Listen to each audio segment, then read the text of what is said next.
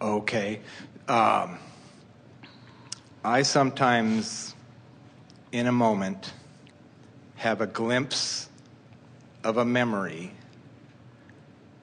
when in a past time, I previewed that moment. It seems like that exact moment and circumstances in maybe a dream.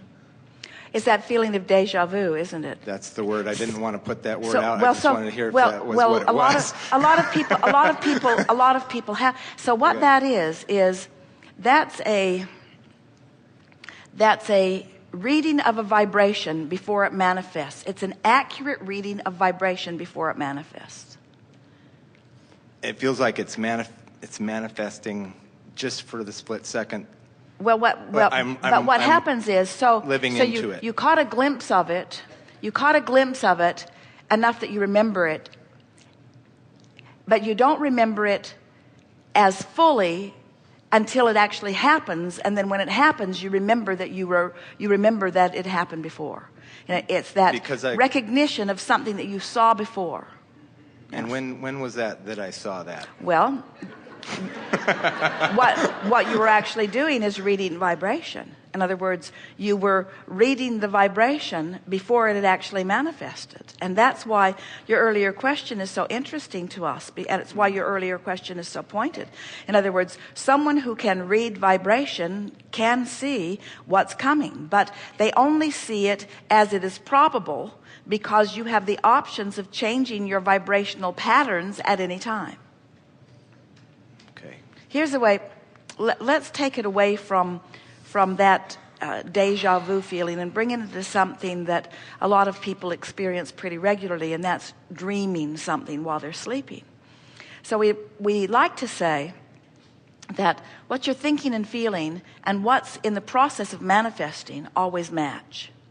So what you're thinking and feeling and what manifests in dream state is always a match.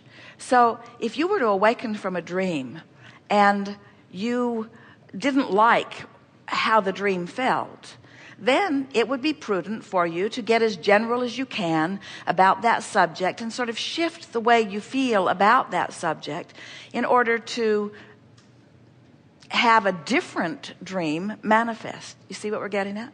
Change the story. Now that's easy for you to accept. In other words, you like that because you like that idea, because what we're saying is you're dreaming it, it hasn't manifested yet, so there's still time to change it. Where the deja vu feeling is different, because the deja vu feeling, you don't recognize it until it manifested. Mm-hmm. But we want to say to you, if you were sensitive to vibration and emotion, you'd have more recognition of it as it was coming along.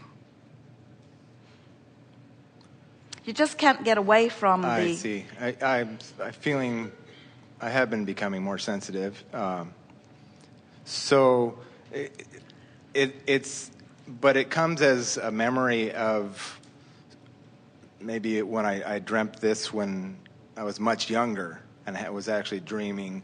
So was I actually sleeping, or was this before I became focused in the physical? Well, it was after you were focused in the physical, okay, because you were formulating it into things that are of a physical nature. Okay. But whether you dreamed it in your dream or whether it was something, you see, it's interesting because as we visit with any of you, there is so much going on in your vibration that is readable that hasn't yet manifested.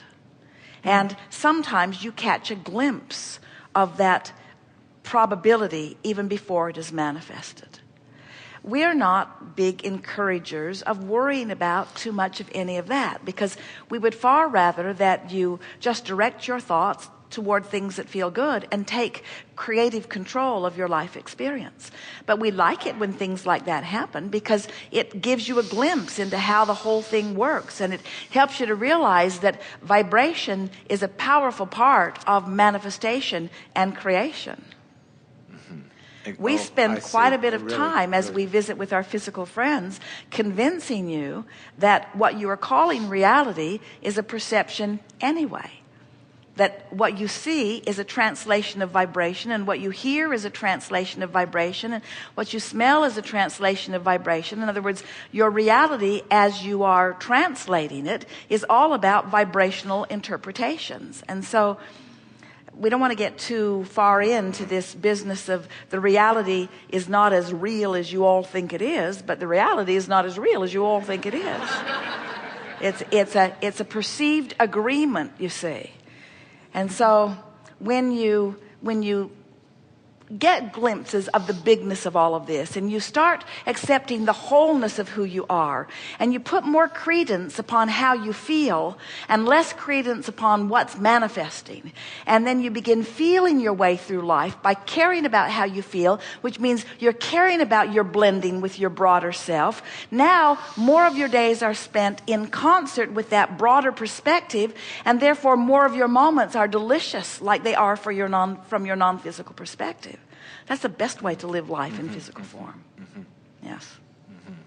Something more? And so if you get so good at blending with your non-physical, aren't at some point you are a teacher, and aren't some teachers just really, really so blended that you really feel deep honor for them, and I'm going back to a previous conversation I don't know the specifics of what my question is, but so a master, and so there are, like in India, where karma and reincarnation come from, and all the masters that are there, and they all say they are God, or a lot of them say they are God, and some of them you feel very strongly about, and some of them you feel maybe they're just sort of play acting. What is your position on a master? The master that we would acknowledge with the label of master is the one who sees master in everyone. Because when you are truly in alignment with source, then you see that which is source in everyone that you focus upon, you see. And that hierarchy that seems to be an obsession of man is more destructive to the individual's sense of value than it is uplifting.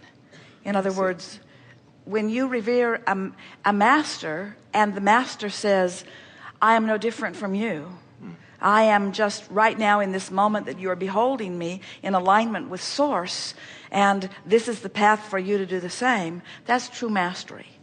But if a master says, I am superior to that which you are, that master's out of the vortex. Sure. Okay. So you are acknowledging that there are masters here. Oh, humans put labels on all kinds of things. Okay, so it's a label. And we would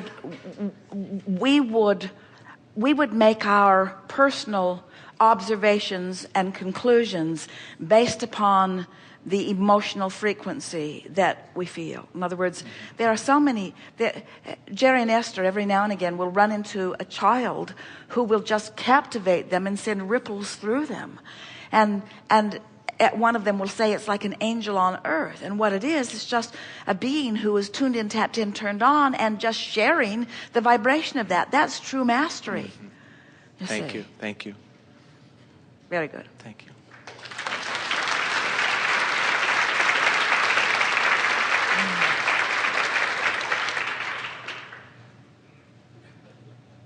You are the one. Wait. Come.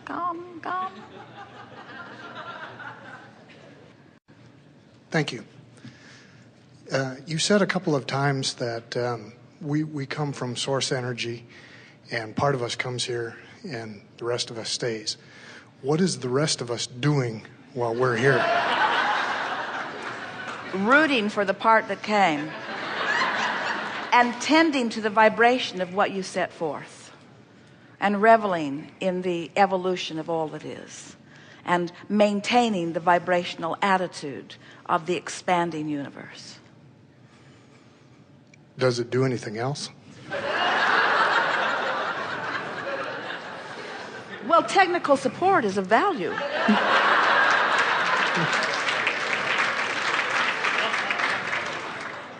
Good. In other words, when you tune in to who you really are, when the physical part of you tunes to the non-physical part of you, it is impossible to discern from which part of you the great ideas are flowing. You've said many times, make more decisions or make any decision and then get behind that decision. Can you expand on that a bit? Well, because things are always working out for you, anything that you focus upon gets energy moving. So when you make a decision, it amps up, it increases the vibration and makes more come to it, which just makes it causes more rockets to fire, it causes more clarity to come. There are a lot of people who stand in a place where they're saying, well, I don't know whether to do this or whether to do this. And really, if you can't make up your mind, it really doesn't matter very much which choice you're making, because the premise that is always true is that the ideas that are dishing up for you are always in the vicinity of where you are vibrationally. So your choices are never very far apart. Does that make sense to you? You got a vibrational point of attraction going, so the options that are being presented to you are all very close to the same options. Different places, different faces, but they're not so very different. So we say, just pick one and line up with it and see where it takes you, rather than struggling over whether it's the right or wrong decision. And you can make any decision turn out right. Eventually you can, because if it starts to go badly, you send a rocket of improvement, and when you line up with that rocket of improvement, then it rights itself. That's why we say you can't get it wrong and you never get it done. And the reason you can't get it wrong is because it's never done. These days, we're putting more emphasis on this, however. Get in the vortex and then. In other words, we would not encourage you. Let's say that you're trying to make a decision between this that doesn't feel very good and that doesn't feel very good. Well, you can make a decision and all it will do is increase the contrast, which will launch more rockets and make an eventual decision more easy to make. But why not get into the vortex and then make the decision? And often when you feel your way into the vortex and then go back to review those options are not available to you anymore, because in the vortex, better options now reveal themselves to you. So an even better decision than make any decision and line up with it is get in the vortex and then make a decision. Good. Thank you.